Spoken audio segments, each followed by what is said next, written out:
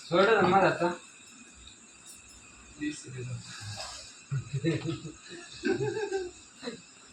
मग दाबून खायचं सोडून या पद्धतशीर काय काय काय एकच झाली आता एकच झाली आता रसा नको ताडी ताडी ताडी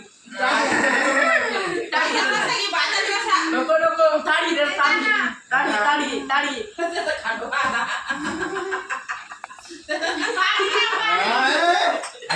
जे खा ते खा